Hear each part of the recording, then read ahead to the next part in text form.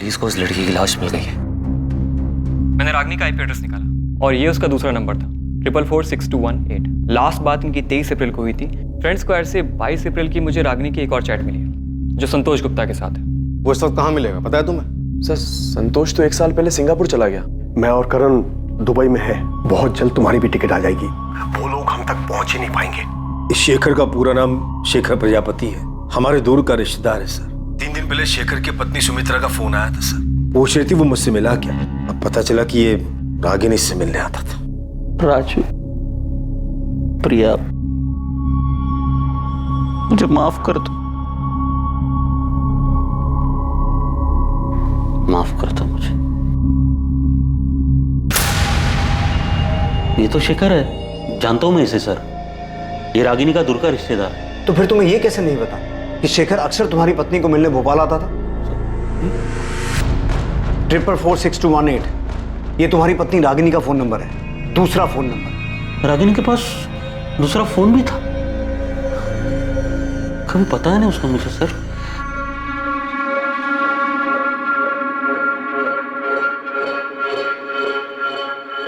रागिनी, अब तक सब्जी काट रही है तू? बच्चे स्कूल के लिए तैयार हो चुके हैं, टिफिन कब बनाएगी? माँ भी बना देती हूँ।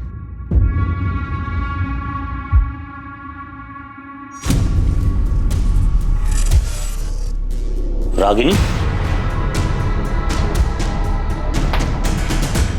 किससे बात कर रहे हो इतने रात के?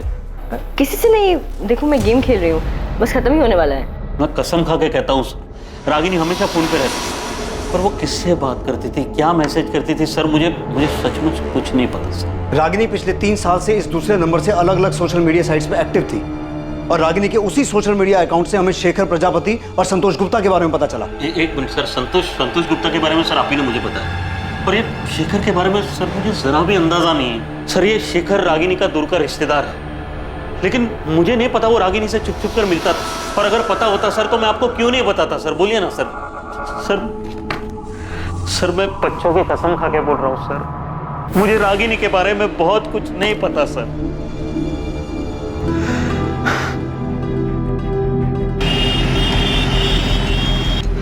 रागिनी गोयल, शेखर भोपाल में रागिनी से मिलने जाते थे? लेकिन ऐसा कैसे हो सकता है? मुझे तो हमेशा उन्होंने यही बताया कि वो भोपाल काम के सिलसिले में जाते हैं। सुमित्रा जी, ये रहे शेखर के चैट रिकॉर्ड्स। पिछले 1 साल से वो दोनों भोपाल के अलग अलग लॉजेस में मिल रहे थे। हमने लॉज के मालिकों से भी कंफर्म किया है। हाँ, ये था शेखर प्रजापति नाम इसका। नाम तो कभी पूछा नहीं, पर हाँ आदमी यही था। सर मैंने सारे लॉजों के मालिकों से बात की, पता चला है कि पिछले 1 साल से शेखर प्रजापति ही रागिनी के साथ अलग अलग लॉजेस में जाकर ठहरा था। सबने फोटो देकर कंफर्म भी किया है कि यही आदमी था। 24 अप्रैल को ये दोनों कौन से लॉज में रुके थे? क्योंकि 24 अप्रैल को शेखर रागिनी से मिलने भोपाल आने वाला था। अब हमें अपने रिलेशनशिप को नए सिरे से देखना होगा, नई शुरुआत करनी होगी। मैं तुम्हारे बिना नहीं रह सकता रागिनी, मैं कल भोपाल आ रहा हूँ, कल मिलते हैं। सर मैंने जितने लॉजों में पता किया 24 तारीख को ये दोनों उनमें से किसी में नहीं गए थे। ऐसा कैसे हो सकता है बबलू? 24 अप्रैल को शेखर रागिनी से मिलने भोपाल आने वाला था, तो ये दोनों कहीं तो रुके होंगे। अच्छा सुन, हमें शेखर के घर का पता चल गया, तू लग जाए संतोष गुप्ता के पीछे, पता कर इसका ठिकाना का है। ये सिंगापुर में तो नहीं है, इसका फोटो मैं तुझे भेजता हूँ। हाँ चलिए। हमारे पास इसका मैसेज है, उसने 22 अप्रैल को मैसेज किया था कि वो रागिनी से मिलने भोपाल आ रहा है। रागिनी मैं भोपाल आ रहा हूँ और इस बार तुम्हें अपने साथ सिंगापुर लेकर ही जाऊँगा। पिछली बार तुमने चीज़ें अधूरी छोड़ी थी, उसे अब पूरा कर दो प्लीज़। रागिनी मैं तुम्हारे बिना अधूरा हूँ, मेरे लिए तुम दुनिया की सबसे खूबसूरत औरत हो, मैं तुम्हारे बिना नहीं रह सकता। ये रागिनी के 2 बच्चे हैं, पति है, घर है, ऊपर में 2 एक्स्ट्रा साइड में प्यार करने वाले भी है। इसको लाइफ में और चाहिए क्या था? अब उसे लाइफ में क्या चाहिए था क्या नहीं, ये तो हमें नहीं पता। हमारा काम सिर्फ इतना है कि हम कातिल को जल्द से जल्द पकड़ें। तू जोर शोर से काम पर लग जा। ये शेखर और संतोष, इन दोनों को हमें जल्द से जल्द पकड़ना है। मम्मी, पापा हमें छोड़ के नहीं जा सकते, वो हमसे बहुत प्यार करते हैं। बेटा, मैं समझ सकती हूँ तुम्हें ये सुनकर अच्छा नहीं लग रहा होगा। अनीता, सुमित्रा जी, ये सच है, हमें ये मैसेजेस रागिनी के चैट रिकॉर्ड में से मिले हैं। मैं तो कभी सोच भी नहीं सकती थी कि शेखर मुझे धोखा दे सकते हैं। शेखर इस वक्त कहाँ छुपे हो सकते हैं? अब मैं नहीं कह सकती वो कहाँ जा सकते हैं। अगर शेखर फोन करे तो आप हमसे छुपाइएगा मत। बहुत सारे सवाल हैं जो हमें उनसे करने हैं।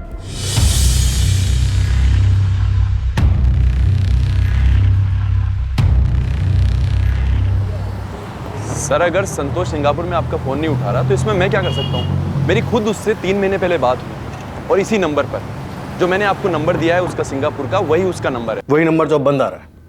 गौतम, हमारे पास प्रूफ है कि संतोष रागिनी से मिलने भोपाल आने वाला था। 22 अप्रैल का मैसेज है उसका हमारे पास। मुझे नहीं पता सर कि वो भोपाल आया था, अभी भोपाल में है या फिर सिंगापुर चला गया, मुझे कुछ नहीं पता सर। संतोष की फैमिली कहाँ रहती है इतना तो पता होगा तुम्हें? जी, जबलपुर में है, ये उसी ने मुझे बताया।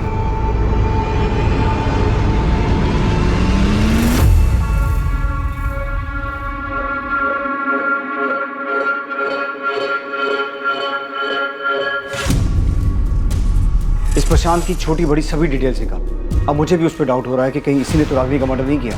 सर, मुझे तो इस पर पहले से ही शक। शेखर और संतोष रागिनी से मिलने आते, रागिनी का मर्डर हो जाता है, उसकी लाश मिलती और उसके बाद ये दोनों गायब हो जाते। प्रशांत ने रागिनी को रंगे हाथों पकड़ लिया होगा। फिरोज, प्रशांत ने ही कुछ किया है। अगर ये 24 तारीख को फैक्ट्री से नहीं भी निकला तो भी पॉसिबल है कि उसने ये काम किसी और की मदद से किया हो। अगर प्रशांत ने ही रागिनी का मर्डर किया है तो सोचो बच्चों पे क्या बीतेगी जब उन्हें यह पता चलेगा कि उनकी मां का मर्डर उनके पिता ने ही किया है। सर, मैं प्रशांत की फैक्ट्री जाकर पता करता हूँ। ये पता लगाओ कि रागिनी के मर्डर में उसने किसे और कैसे इस्तेमाल किया है। अगर ऐसा कुछ हुआ है तो मुजरिम जो भी हो, हमें उस तक पहुंचना होगा।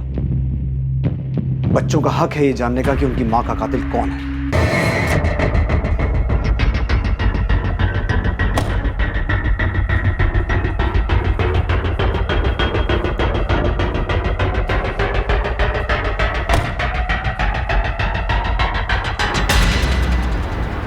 मम्मी की फ्लाइट मुंबई से 2 बजे की, वो एयरपोर्ट के लिए निकल चुकी है। अच्छी बात है। और हाँ, वो सुनील, वो अब तक निकला कि नहीं? हाँ, वो भी निकल चुका है।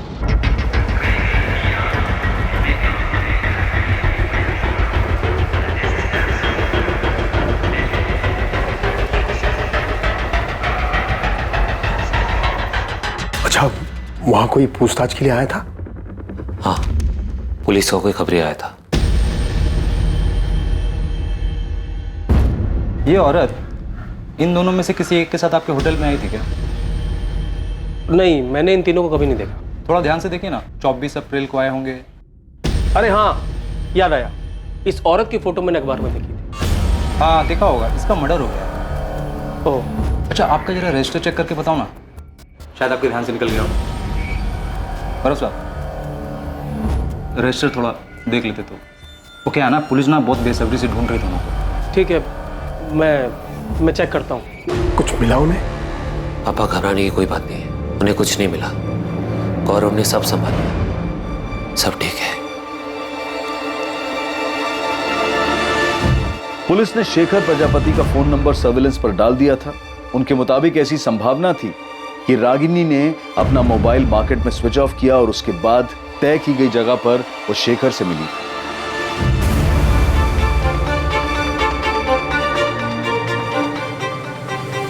इसके साथ साथ पुलिस संतोष गुप्ता के परिवार को भी ढूंढने में जुटी थी, जिससे वो संतोष गुप्ता के ठिकाने तक पहुंच सके। साथ ही उन्हें यह भी अंदेशा था कि जिस आदमी से फोन ऑफ करने के बाद रागिनी मार्केट में मिली थी वो संतोष भी हो सकता था। पुलिस संतोष और शेखर को पूरी मेहनत से तलाश कर रही थी, जो अब तक उनकी पहुंच से बाहर थे। सिर्फ ये 2 लोग ही नहीं, बल्कि एक लाश भी उनकी जानकारी, उनकी पहुंच से बाहर थी। एक दूसरी लाश जिसका उन्हें अंदाजा तक नहीं था। जिस तरह पुलिस इस लाश से अनजान थी, ठीक उसी तरह उन 3 लोगों से भी बेखबर थी जो दुबई में जाकर छुप गए थे।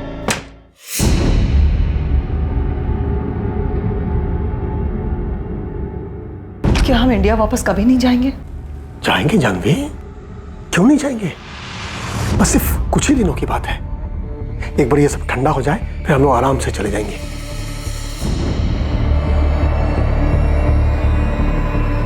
क्या सिर्फ एक ही लाश थी जो पुलिस को अब तक नहीं मिली थी, या फिर और भी लाशें मिलनी बाकी थी? रागिनी उस दिन घर से झूठ बोलकर क्यों निकली थी? वो कहां जाने वाली थी, क्या करने वाली थी, उसका प्लान क्या था, और क्या उसके इस प्लान के बारे में उसके पति प्रशांत को पहले से पता था? सर, मैंने आपको पहले भी बताया था कि 24 अप्रैल को प्रशांत यहीं फैक्ट्री में था, और ये बात 100% सच है। प्रशांत की वाइफ का मर्डर हुआ है और जिन 2 लोगों के साथ उसका अफेयर चल रहा था, संतोष और शेखर, उन दोनों का कोई अता पता नहीं, तो हो सकता है कि हम एक ही सवाल आपसे बार बार पूछें। अब चूंकि बार बार आप ये सवाल हमसे कर रहे हैं, इसलिए मैंने उसके असिस्टेंट गिरीश से भी पूछताछ की। मैंने उससे पूछा कि 24 अप्रैल को प्रशांत के बर्ताव में कुछ अजीब था क्या। तो क्या बताया गिरीश ने? सर उसने बताया कि 24 अप्रैल को प्रशांत बार बार आके उससे कुछ ना कुछ पूछ रहा था। अब गिरीश, वो प्राइम टेल्स ऑटोमोबाइल्स का ऑर्डर निकला क्या? हाँ, वो तो कल शाम को ही निकल गया था। शाम को ही? हाँ। और हाँ, ये जेपी स्पेयर पार्ट का? सर वो कैसे निकलेगा? उस ऑर्डर पे तो अभी काम चल रहा है ना। काम हुआ नहीं अभी तक। गिरीश, प्रशांत तुम्हारे पास बार बार आ रहा था, इस बात में क्या अजीब लगा था? जिस तरीके से वो उस दिन बार बार आ रहे थे, ऐसा लग रहा था कि वो ये दिखाना चाहते कि वो फैक्ट्री में ही है। मतलब वो अपनी मौजूदगी जताना चाह रहा था कि वो उस दिन फैक्ट्री में है, और ऐसा वो जानबूझ के कर रहा था? अब सर जो कुछ था हमने बता दिया। क्या बताऊं मैं सुमित्रा, कुछ समझ में नहीं आ रहा मुझे। प्रशांत, आप जितना जानते हैं मैं तो उतना भी नहीं जानती। आपको ये तो पता है कि रागिनी नहीं रही, मुझे तो ये भी नहीं पता कि शेखर कहाँ है। पुलिस 24 घंटे हमारे घर के बाहर खड़ी है। उन्हें लगता है शेखर ने रागिनी को मारा है। प्रशांत? हाँ, सुन रहा हूँ मैं। सुमित्रा, मुझे कुछ नहीं पता शेखर के बारे में। शेखर और रागिनी के बीच जो कुछ भी चल रहा था, वो क्या पिछले साल इंदौर में जीतू की शादी के दौरान शुरू हुआ था? नहीं पता मुझे सुमित्रा, कुछ नहीं पता कब, क्यों और कहाँ ये सब शुरू हुआ। लेकिन प्रशांत, जीतू की शादी में ही तो हम सब पहली बार मिले थे। शिवलाल काका भी यही कह रहे थे कि शेखर और रागिनी उससे पहले कभी नहीं मिले थे। रागिनी मेरे लिए एक पहेली थी, पहेली है, जान ही नहीं पाया मैं उसे।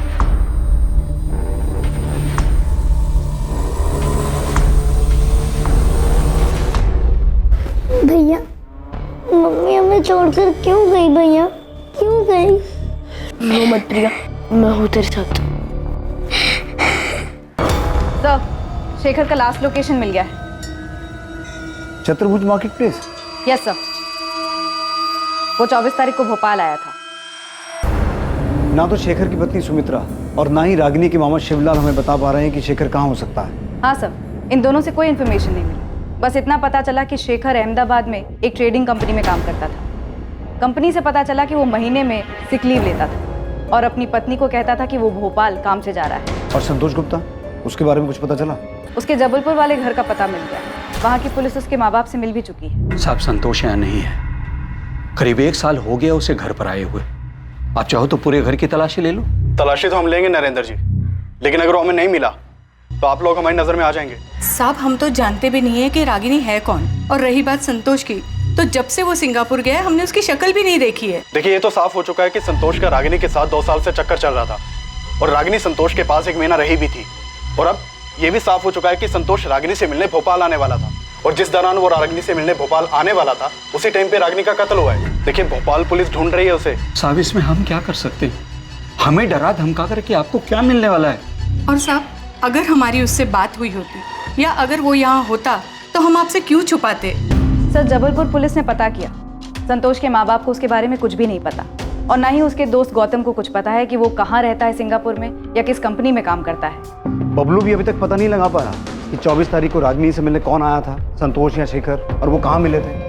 नहीं सर, उसके हाथ दोष नहीं लगा। बस इतना पता चला कि 24 तारीख को प्रशांत फैक्ट्री में था, पर अजीब बर्ताव करा, नॉर्मल नहीं था।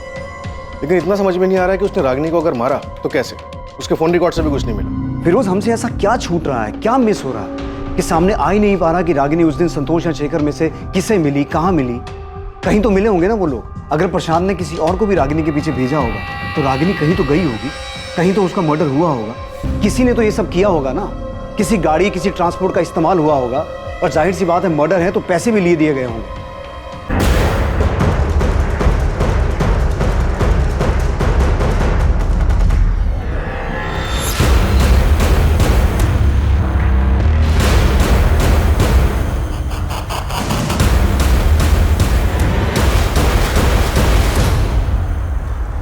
ऐसा कैसे हो सकता है कि मर्डर करने वाले ने कोई गलती नहीं की? वो आराम से छुपा बैठा है, इतनी सफाई से काम किया है कि हमारे हाथ एक क्लू तक नहीं लगा। सर, इंटरनेशनल नंबर है, उठाओ। हेलो सर, मैं संतोष गुप्ता बोल रहा हूँ। संतोष, कहाँ हो तुम? हाँ संतोष, कहाँ हो तुम? सर मैंने रागिनी को नहीं मारा है। देखिए सर, मैं रागिनी को भोपाल में मिला ज़रूर था, लेकिन मैंने उसको नहीं मारा। देखिए मैं रागिनी से प्यार करता था, उससे शादी भी करना चाहता था। संतोष तुम अभी कहाँ हो? सर अभी मैं सिंगापुर में हूँ। जब मैंने न्यूज़ देखा कि रागिनी का किसी ने मर्डर कर दिया है तो 30 तारीख को मैं सिंगापुर वापस आ गया था। तुम रागिनी से मिले थे? हाँ, 23 तारीख को भोपाल में मैं रागिनी से मिला था। रागिनी मुझे सिंगापुर में नई जॉब मिल गई है और सैलरी भी बहुत अच्छी है। तुम चलो ना मेरे साथ सिंगापुर, हम दोनों बहुत खुश रहेंगे। संतोष, इतने दिनों बाद तुम्हें देखकर बहुत अच्छा लग रहा है। तो फिर चलो ना मेरे साथ रागिनी। रागिनी मैं तुमसे बहुत प्यार करता हूँ और मुझे हमेशा से ही लगता है कि हम दोनों एक दूसरे के लिए ही बने। किस्मत ने हमें फिर से मिलाया है, इस बार मौका हाथ से मत जाने दो। 2 साल पहले भी मैंने तुम्हें मनाने की कोशिश की थी कि शादी कर लेते, नई दुनिया नया घर बनाते। रागिनी हम जबलपुर चलते हैं, वहाँ चल के शादी कर लेते। वहाँ पे मेरा अपना घर है, मम्मी है, पापा है, वहाँ कोई प्रॉब्लम नहीं होगी। नहीं संतोष, मैं अपने घर जाऊंगी। पर क्यों? वो घर तो तुमने छोड़ दिया ना रागिनी, फिर क्यों वापस जाना चाहती हो? बच्चों के लिए, मुझे उनकी याद आ रही है। रागिनी, पूरा 1 महीना हो गया तुमको घर छोड़े हुए, और इस 1 महीने में ना तो तुम्हारे पति ने तुमको ढूंढने की कोशिश की है, ना ही तुम्हारे बच्चों ने। फिर क्यों जाना चाहती हो उस घर में? देखो संतोष, मुझे प्रशांत की चिंता नहीं है, पर राजू और प्रिया मेरे बच्चे हैं। अब तक तो प्रशांत ने उन्हें बता दिया होगा कि मैं उन्हें छोड़कर चली गई। रागिनी मेरी बात समझने की कोशिश करो। तुम्हें लाइफ में क्या चाहिए? तुम प्रशांत के साथ खुश नहीं थी इसलिए मेरे पास आई ना। अब मेरे पास खुश हो तो खुश रहो ना। रागिनी मैं तुमको बहुत प्यार करता हूँ, तुमको जिंदगी भर खुश रखूंगा। एक काम करते हैं, हम अभी शादी करते हैं आज। नहीं संतोष, बेहतर यही होगा कि मैं अपने घर चली जाऊँ।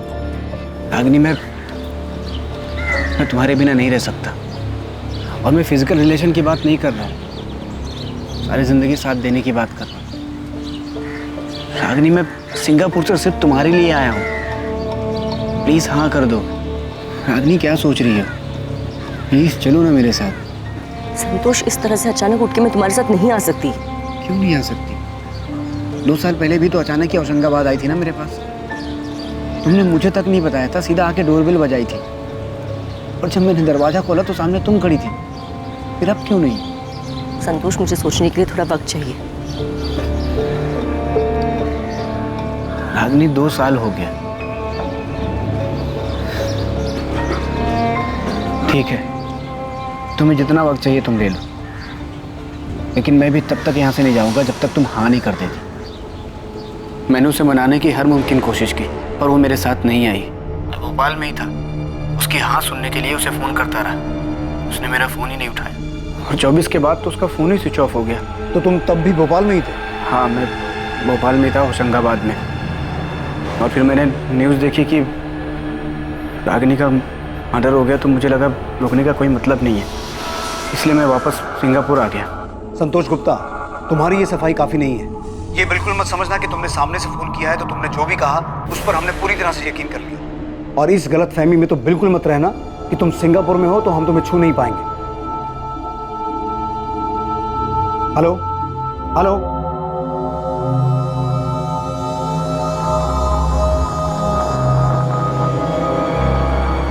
फिर इसके बाद वहीं तक सच होगी जहाँ तक ये रागिनी को मना रहा है। रागिनी के मना करने और इसकी ये बात मान लेने की कहानी सब बकवास है। हो सकता है बकवास हो फिरोज, पर मुझे ये रागिनी समझ में नहीं आ रही। क्या औरत थी ये? एक तरफ शेखर, एक तरफ संतोष, 2 बच्चे भी थे। ये कर क्या रही थी? चाहती क्या थी?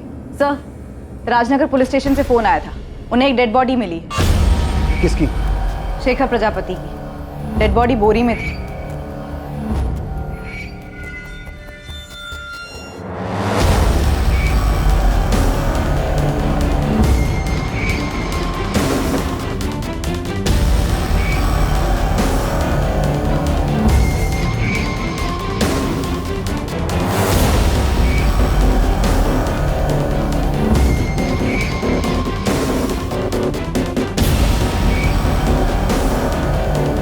ये बोरी तो बिल्कुल वैसी है जिस बोरी में हमें रागिनी की लाश मिली।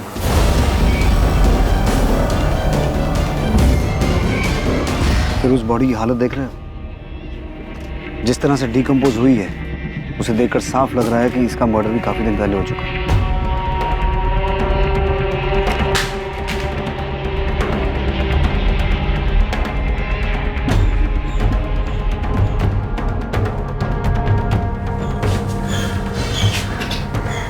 क्या हुआ?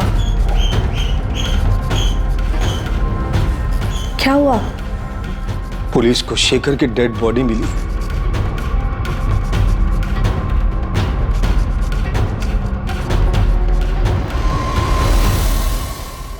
एक दूसरी लाश जो पहले से मौजूद थी लेकिन पुलिस को आज मिली थी, शेखर प्रजापति की थी। उस शेखर प्रजापति की जिसके रागिनी के साथ नाजायज संबंध थे। पहले रागिनी की लाश मिलती है जिसकी बेरहमी से गला दबाकर हत्या की गई और फिर कुछ दिन बाद शेखर की लाश सामने आ गई। अब पुलिस के लिए इस केस में दो अहम संदिग्ध होने वाले थे।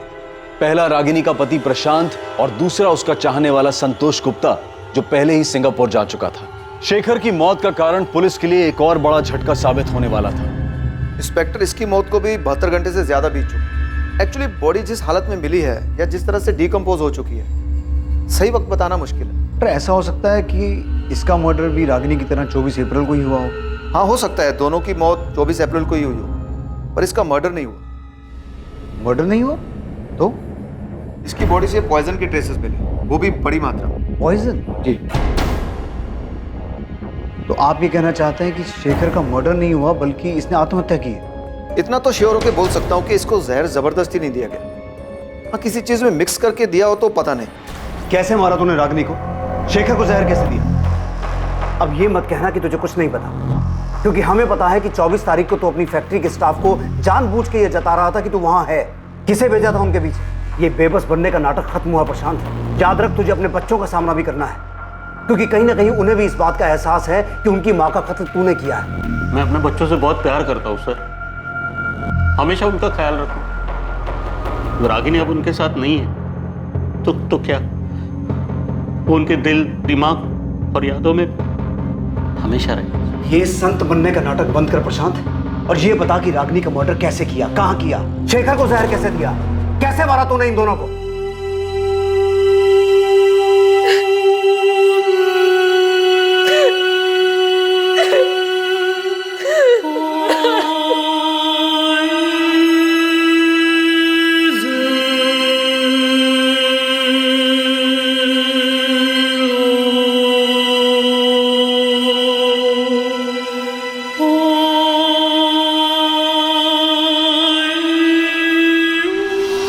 तेरे बच्चे राजू और प्रिया, शेखर की बेटी नेहा, इन सब मासूमों की जिंदगी बर्बाद कर दी। नहीं की सर, मैंने किसी की जिंदगी बर्बाद, किसी को कोई दुख नहीं दिया मैंने। रागिनी ने सब बर्बाद किया सर।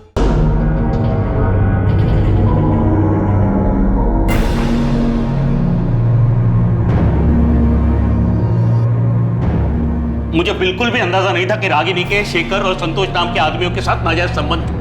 सर ये बात सच है और हमेशा सच रहेगी। आप चाहे मुझ पर कितना भी शक करो कि मैंने मारा है रागिनी को। सर मारा होता ना तो कबूल करने में मुझे कोई दिक्कत नहीं थी, क्योंकि ये बात किसी से नहीं छुपी कि रागिनी मेरे साथ खुश नहीं थी और ना ही मैं उसके साथ खुश थी। और ये बात भी नहीं छुपी कि हमारी शादी में कुछ नहीं बचा था, मर चुकी थी वो। आपको अंदाजा भी नहीं होगा कि मैंने अकेले बच्चों को कैसे पाला है, माँ के होते हुए भी। वो माँ जो बस लगातार फोन पे लगी रहती थी, 24 घंटे किसी के साथ बातें करती रहती थी। सर आपके सामने तो सिर्फ शेखर और संतोष के नाम आए ना, और न जाने कितने नाम और भी होंगे, लोग होंगे जो अभी तक बाहर नहीं आए, छुपे हुए हैं। कैसा महसूस होता होगा मुझे, एक पति को, जब उसकी पत्नी बिना कुछ बताए घर के बाहर इसलिए निकलती ताकि वो दूसरे मर्दों के साथ नाजायज संबंध बना सके, अपने सुख के लिए, अपने परिवार, अपने गृहस्थी, यहाँ तक कि अपना बच्चों का भविष्य दांव पे लगा दे। सर मेरी बात छोड़िए मुझे जाने दीजिए। और वो क्या थी, ऐसा क्यों कर रही थी सर वो? मैं क्या, उसके खुद के मामा जी भी पता नहीं पा रहे, समझ नहीं पा रहे। Nita, foreign commissioner office request भेजो संतोष को सिंगापुर से इंडिया लाने के लिए। मुझे किसी भी कीमत पर वो आदमी यहाँ चाहिए। सर अभी भेज दे। एक औरत ऐसे ही किसी को गार्डन में मिली, कोई आया, उसका गला दबाया, एक और आदमी को जहर पिला के मार दिया। ऐसा नहीं हो सकता फिरोज। जरूर शेखर और रागिनी कहीं मिले होंगे किसी ऐसी जगह पर जहां संतोष या प्रशांत ने उनका पीछा किया और मार डाला।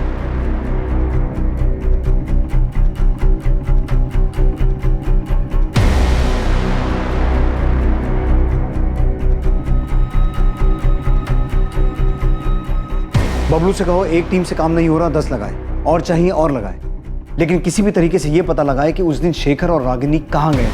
कोई तो ऐसा होटल या लॉज होगा जहां उनका पीछा किया गया, दोनों का मर्डर किया गया।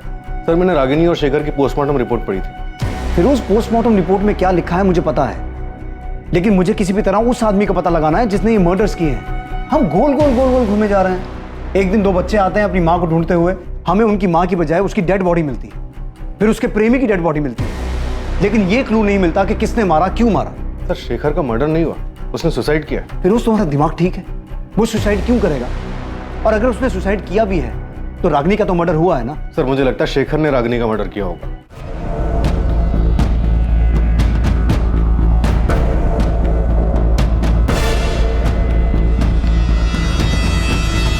और उसको मारने के बाद उसने सुसाइड कर लिया।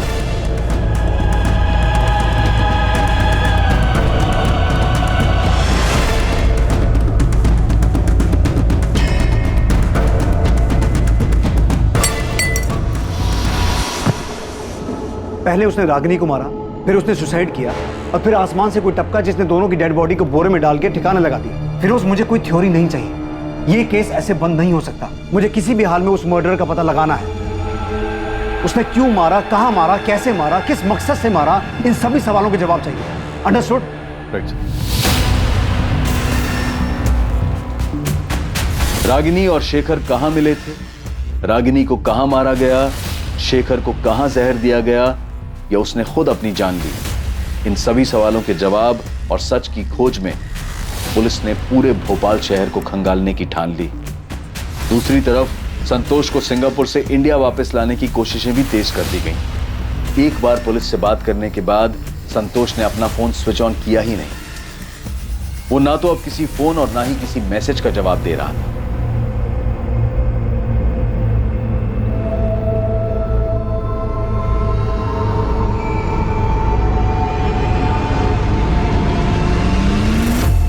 सर बबलू बोल रहा है कि हमें होटल डीटी प्लाजा एक बार देख लेना चाहिए। क्यों, कुछ मिला तुझे वहां? नहीं सर, कुछ नहीं मिला, इसी के लिए तो बोल रहा हूँ सर। बबलू अंधेरे में तीर मत चला, मुझे इस केस में स्ट्रॉन्ग लीड चाहिए। इस बात की लीड कहीं से नहीं मिल पा रही है कि रागिनी और शेखर मार्केट में मिलने के बाद गए कहाँ। सर मैंने हर लॉज छान मारा। डीटी प्लाजा आपके सामने इसलिए रख रहा हूँ क्योंकि सर इसका जो मैनेजर है गौरव सिंधिया, वो मुझे रजिस्टर दिखलाने से मना कर रहा है। 24 तारीख को रागिनी और शेखर नाम से कोई एंट्री नहीं है रजिस्टर में, मैंने चेक किया है, वो लोग यहाँ पे नहीं है। अरे हाँ, तो कौन सा असली नाम लिखवाने वाले थे रजिस्टर में? नाम बदल के आए होंगे। हाँ, अगर नाम बदल के भी रहते तो शक्ल तो याद रहती ना। और वैसे भी 24 तारीख को होटल पूरा खाली ही था। मैं कह रहा हूँ ना कि वो लोग यहाँ पे नहीं है। सर ये बोल के उसने मुझे डरका दिया, पर छोटा सा होटल है और फील्डिंग की तो पता चला होटल में काम करने वाला एक बंदा है सुनील मीना नाम का, जो लंबी छुट्टी पर गया है। बबलू भाई झोल क्या है वो तो पता नहीं, लेकिन उस होटल में एक वर्कर सुनील मीना 27 अप्रैल से गायब है। गायब है मतलब लंबी छुट्टी पे।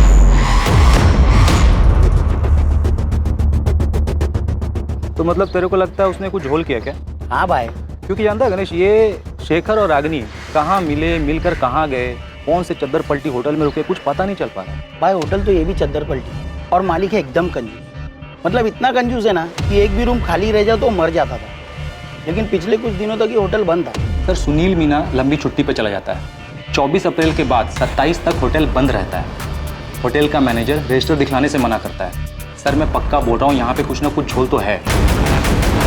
डीटी प्लाजा होटल के बारे में मिली ये छोटी सी जानकारी इस केस में बड़ा खुलासा करने वाली थी। एक छोटी सी लीड की तलाश में भटकती पुलिस को एक बड़ी कामयाबी हासिल होने वाली थी। डीटी प्लाजा होटल में कुछ नहीं, बहुत कुछ घटा था।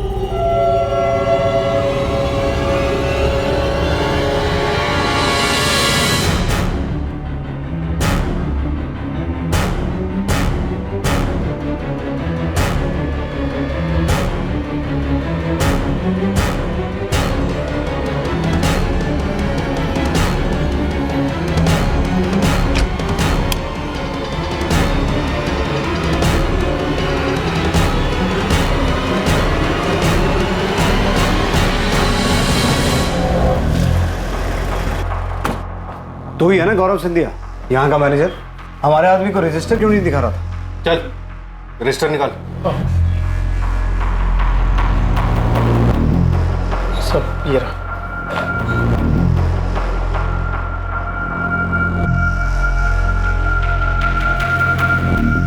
इसमें तो एंट्री 29 अप्रैल से है, उसके पहले की कहाँ है? वो तो नहीं है सब, क्योंकि मालिक हर महीने रजिस्टर बदल देते हैं। हिसाब किताब के लिए पुराना रजिस्टर साथ ले जाते हैं साहब। पुराना रजिस्टर अपने साथ ले जाते हैं, लेकिन अप्रैल का महीना 30 का होता है और इसमें एंट्री 29 तारीख से है। तो नया रजिस्टर लगाने के लिए महीना खत्म होने का इंतजार क्यों नहीं किया? सब वो इस बार थोड़ा जल्दी ले गए साहब। सुनील मीना नाम का एम्प्लॉय यहीं काम करता है ना? जी साहब। कहाँ है वो? बुलाओ उसे। साहब वो छुट्टी पे है, गाँव गया साहब। बड़ा शहंशाह आदमी है, गांव गया है और फोन बंद करके बैठा है। वैसे तेरे मालिक धर्मेंद्र तिवारी का भी फोन बंद है, उसका घर भी बंद है, ताला लगा है।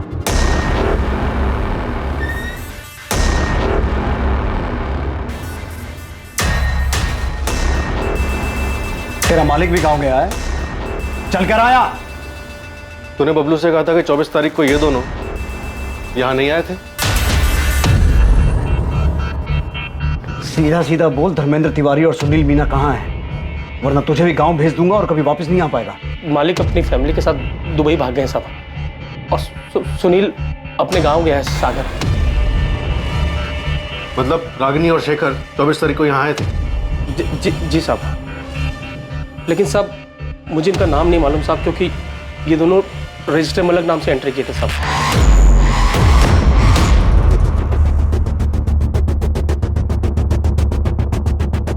इन दोनों को किसने मारा? इसने या इसने?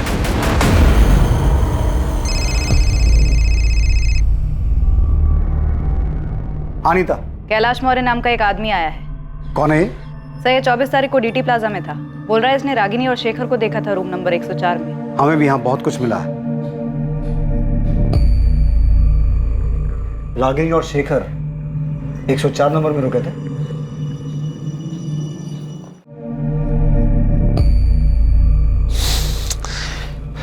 गौरव फोन ही नहीं उठा रहा। तो होटल के लैंडलाइन में फोन करो ना। किया था, पर वहां कांस्टेबल था इसलिए बात नहीं हो पाई। पुलिस को सब पता चल गया क्या? सर मैंने इस औरत की फोटो अखबार में देखी थी कुछ दिन पहले। तो जब देखी थी तब क्यों नहीं आया हमारे पास? सर मैं बहुत डर गया था। उस दिन मैं डीटी प्लाजा में रूम नंबर 102 में रुका था। मैं क्या? सर मैं एक लेडी के साथ गया था। बीबी को झूठ बोला था कि इंदौर जा रहा हूँ कुछ काम से। देख कैलाश, हमें तेरे अफेयर में कोई दिलचस्पी नहीं है। रागिनी और शेखर के बारे में बता। ये दोनों रूम नंबर 104 में रुके थे।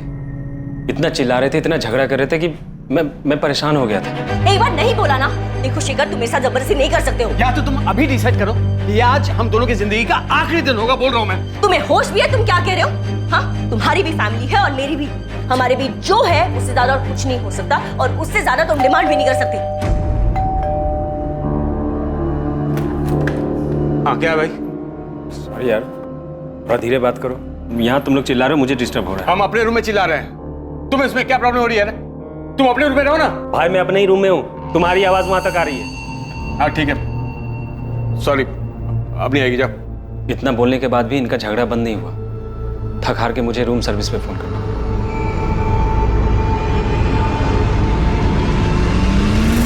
यही था वो आदमी? रूम सर्विस वाला जिसे तुमने बुलाया था? हाँ सर, यही था। शेखर, अब तुम मेरी नाक में दम कर रहे हो, इरिटेट कर रहे हो मुझे। तो अब मैं प्रशांत की जगह ले ली। मैं तुम्हें परेशान कर रहा हूँ। हाँ शेखर, मैं अपनी पूरी जिंदगी तुम्हारे साथ नहीं बिताना चाहती।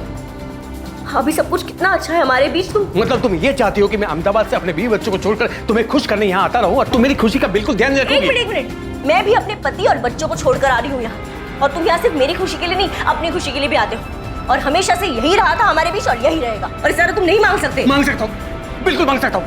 मैं तुमसे शादी करना चाहता हूँ, इसी वक्त तुम्हें हाँ बोलना पड़ेगा। तुम मना नहीं कर सकते। तुम होश में तो हो तुम? हमारे बीच शादी की बात कब हुई थी? मैंने कभी तुमसे कहा कि मैं तुमसे शादी करना चाहती हूँ? एक शादी करके देख ली है मैंने और अब तक पछता रही हूँ। बच्चे हैं इसलिए झेल रही। लेकिन मैं तुम्हारे ये नखरे नहीं झेलूंगा रागिनी। क्या हुआ? हाँ सर, सामने वाला थोड़ा परेशान हो रहा है, थोड़ा धीरे बात कीजिए ना। हाँ ठीक है, ठीक है, ठीक है। Thank you. फिर रात के करीब 12 साढ़े 12 बजे के बाद उस कमरे से आवाज आनी बिल्कुल बंद हो गई। फिर मैंने सुबह 7 बजे होटल छोड़ दिया। तुम्हारे साथ कौन थी उस दिन? वो लेडी? प्लीज मैडम, इसमें हमें मत घसीटिए। वो भी शादीशुदा है और मैं भी। बेकार में हम दोनों के घर टूट जाएंगे। तुझे अपना बयान डिटेल में लिखवाना होगा। अगर तू हमारे पास पहले आ गया होता ना तो ये केस बहुत पहले सॉल्व हो गया होता।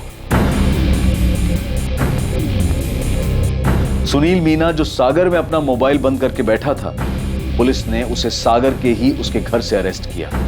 रागिनी के कत्ल और शेखर की मौत का सच चौंका देने वाला था। क्या हुआ था टीटी प्लाजा में? और सुनील मीणा हमारे कब्जे में है, तो ये मत समझना दुबई में बैठा तेरा मालिक तुझे बचा लेगा। मैडम साहब, मैं तो सिर्फ नमक का फर्ज अदा कर रहा हूँ साहब। उनको मारने मेरा हाथ नहीं है साहब, मैंने नहीं मारा। ये डायलॉग बाजी बंद कर। अगर तेरा हाथ नहीं है तो रागिनी और शेखर को मारा किसने? होटल में से किसी का हाथ नहीं साहब, किसी ने नहीं मारा। तो फिर रागिनी और शेखर मरे कैसे? साहब 25 तारीख की सुबह जब सुनील रूम सर्विस के लिए गया था साहब, तो वो लोग दरवाजे ही नहीं खोल रहे थे साहब। सुनील ने मुझे बताया तो मैं चेक करने के लिए गया था। रात भर झगड़ा कर रहे थे, अब दरवाजा नहीं खोल रहे हैं। बैल बजा बजा के थक गया सर मैं।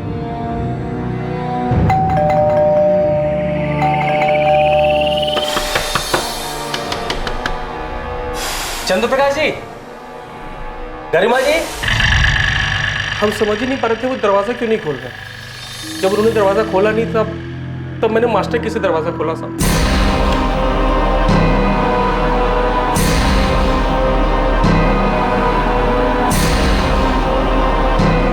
चंद्रप्रकाश जी, गरिमा जी, चंद्रप्रकाश जी, गरिमा जी,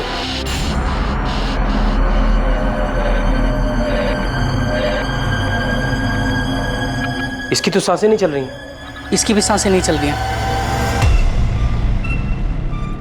साहब मैंने तुरंत तिवारी जी को फोन किया साहब, वो फौरन अपने बेटे करण के साथ होटल आ गए। पापा दोनों मर चुके। कैसे हुआ ये? किसने किया? सर पता नहीं सर। सर ये दोनों रात भर बहुत जोर से झगड़ा कर रहे थे। सुबह हमने दरवाजा खोला तो देखा दोनों मरे पड़े हैं। गौरव, तुमने सीसीटीवी चेक किया? कोई आया था इस कमरे में? हाँ सर, चेक किया था।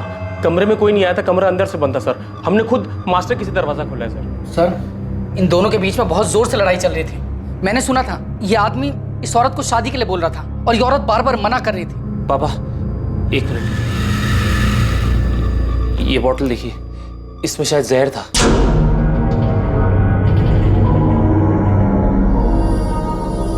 सर मैंने खुद सीसीटीवी चेक किया सर, कमरे में कोई नहीं आया था। सर हो सकता है इस आदमी ने पहले उस औरत को मारा हो और बाद में जहर पी लिया। Oh my God! सर ये देखिए एंट्री। पापा इनके पर्सन की आईडी कार्ड मिले। लड़की का नाम था रागिनी गोयल और लड़के का नाम शेखर प्रजापति। सर वो तो मैं देखते ही समझ गया था कि दोनों फर्जी नाम से ठहरे हैं। अब क्या करें? पुलिस के पास जाएंगे तो खामखा बात फैलेगी, होटल का नाम खराब होगा, धंधा बंद हो जाएगा और हम सब फंस जाएंगे वो अलग। क्योंकि पुलिस तो ये मानेगी नहीं कि इन दोनों के बीच झगड़ा हुआ था और इसलिए इस आदमी ने ये सब किया है। पापा हम इनको जानते ही नहीं है, इन्होंने रजिस्टर में भी गलत नाम लिखा है। इनके फैमिली वाले जो भी है यहाँ तक पहुँच ही नहीं पाएंगे। तुम कहना क्या चाहते? यही कि अगर हम इनकी बॉडी ठिकाने लगा दें तो किसी को पता ही नहीं चलेगा ये लोग यहाँ कभी आए भी थे या इधर कुछ भी हुआ था।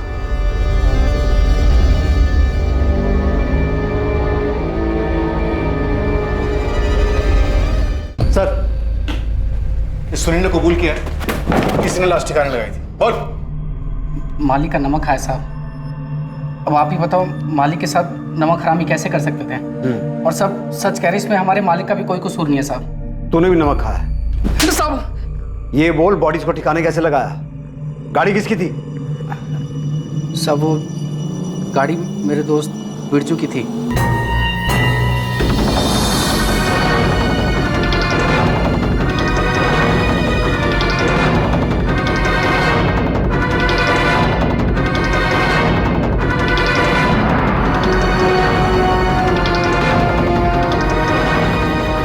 साहब पहले हमने उस औरत की बॉडी को हुसैन नगर के नाले में फेंका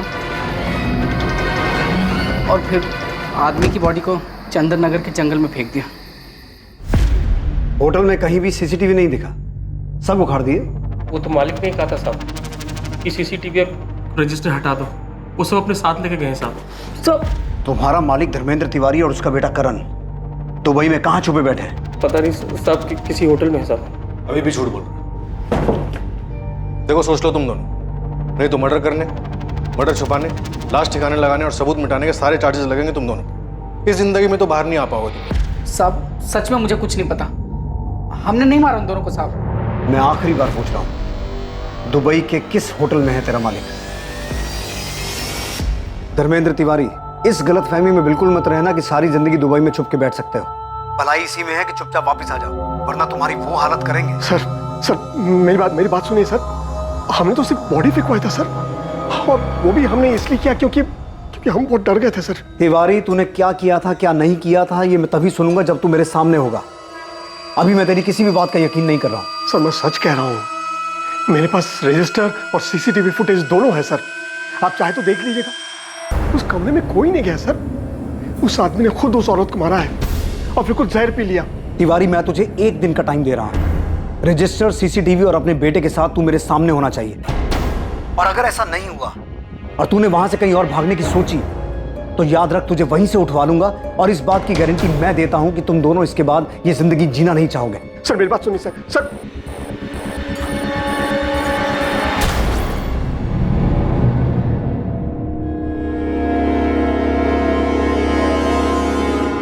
सर मैंने जो पोस्टमार्टम रिपोर्ट देख के फिगर आउट किया था वो थ्योरी नहीं, सच था। मैं तुमसे शादी करना चाहता हूँ, इसी वक्त तुम्हें हाँ बोलना पड़ेगा, तुम मना नहीं कर सकते। तुम एक बार नहीं बोला ना। देखो शेखर, तुम मेरे साथ जबरदस्ती नहीं कर सकते हो।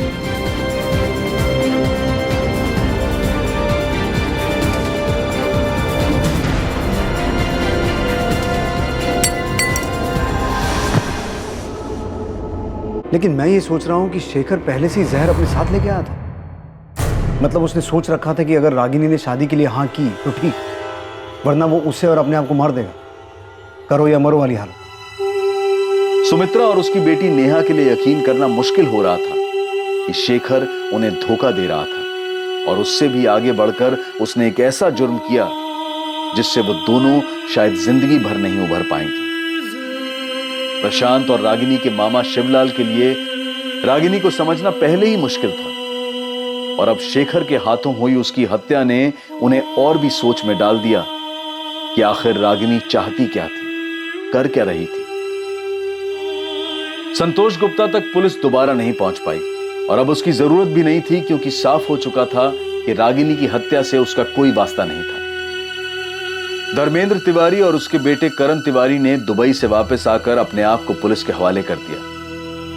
धर्मेंद्र तिवारी, करण तिवारी, सुनील मीना और गौरव सिंधिया पर आईपीसी की धारा 201B के तहत सबूत मिटाने के जुर्म में केस चल रहा है।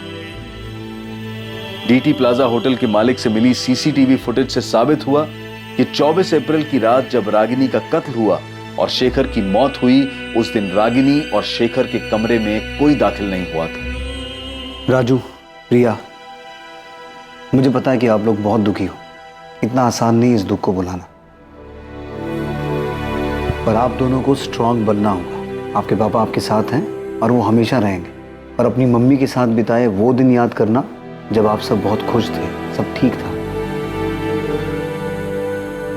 प्रशांत, आप बहुत मजबूत इरादों वाले सचमुच भले इंसान।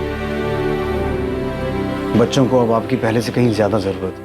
वो दुखी हैं, सदमे में हैं, उनका ध्यान रखना।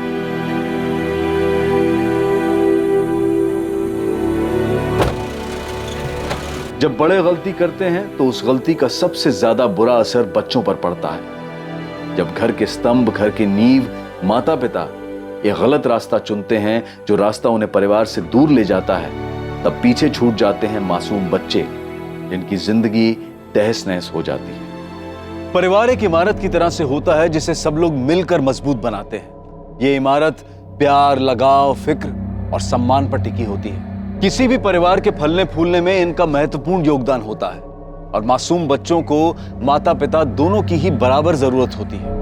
पर इसका यह मतलब कतई नहीं है कि मजबूरी में साथ रहा जाए। बेशक बच्चे उस वक्त अलग होने के फैसले की अहमियत को ना समझ पाए, पर सही समय पर लिया गया यह फैसला जिंदगी सुधार भी सकता है। और दूरी से रिश्ता खत्म नहीं होता है, बल्कि दो लोगों के बीच कड़वाहट बढ़ने का खतरा कम हो जाता है। रागिनी और शेखर ने इस रिश्ते से क्या हासिल किया, बल्कि संतोष ने भी क्या पाया। शेखर और रागिनी के बीच जो कुछ भी हुआ उसका अंदाजा भी नहीं लगाया जा सकता, क्योंकि मरने के बाद जिसने उन्हें देखा, वहां जो सुराग मिले उनके मुताबिक कुछ भी साफ नहीं है। बस इतना पता है कि वहां एक जुर्म हुआ, हत्या हुई और किसी ने जहर पिया। इस सब में सच सिर्फ यह था कि दो मासूम बच्चों ने अपनी मां को खोया और एक ने अपने पिता को। ये वो दुखद सच है जिसे झूठ में भी सच नहीं होना चाहिए था। अब मैं अनूप सोनी आपसे विदा लेता हूं। कल रात 11 बजे आपसे फिर मुलाकात होगी एक और नए केस के साथ। और याद रखें, क्राइम और आपके बीच में सिर्फ इतना फर्क है कि आप कितने सतर्क हैं। सतर्क रहें, सुरक्षित रहें। जय हिंद।